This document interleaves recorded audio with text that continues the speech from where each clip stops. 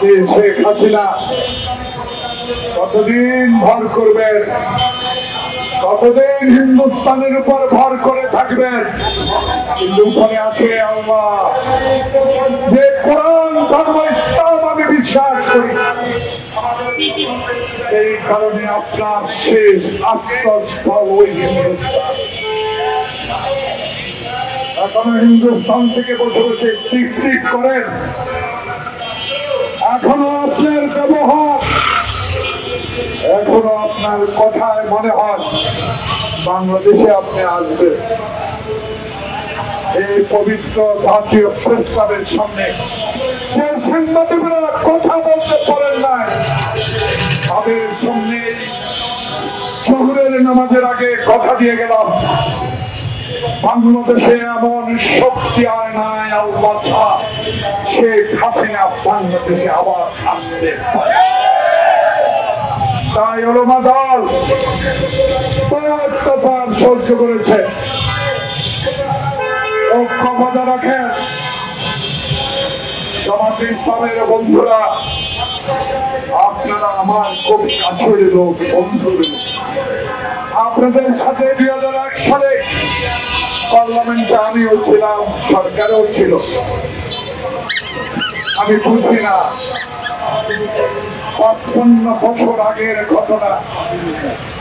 নিশ্চয়ই তারা স্বাধীনতার পর জন্মগ্রহণ করেছেন, তারা এখন বুঝতে পেরেছেন। আমি ওই দিকে না গিয়ে শুধু বলতে চাই, আপনারা করতে গিয়ে নির্যাতিত আপনাদের নেতাদেরকে ফাঁসি কাটতে নিয়েছে। জাতীয় পার্টি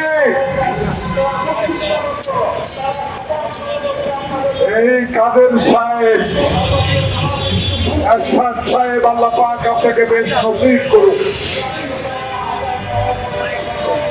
ক্যান্টনমেন্টের হাসপাতালে শুয়ে দস্তখত না করে একটি হয়ে ওই সুজাতা সিং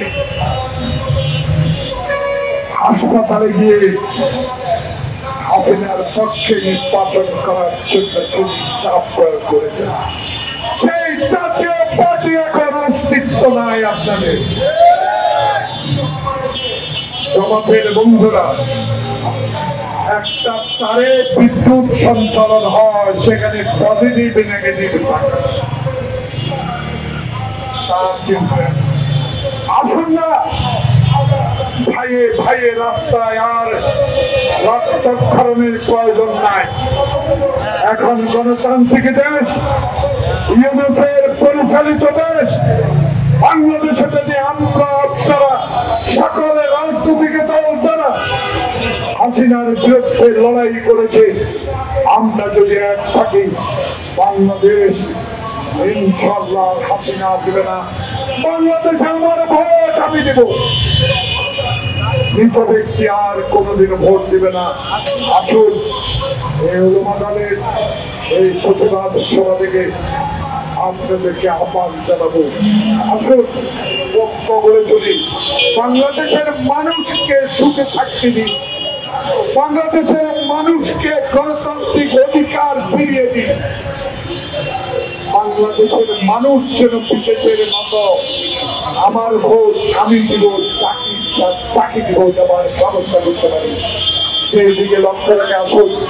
প্রফেসর মোহাম্মদ ইউনূস, আমরা আপনার সাথে আছি, আপনার সাথে থাকবে। এই কথাটুকু গত শুক্রবারের বৃষ্টি ভেজা আপনার এই বক্তব্য আমি শুনেছি। আল্লাহর কাছে আপনার জন্য দোয়া করি, আপনার জন্য কথাটা ঠিক থাকে ফেব্রুয়ারি মাসে।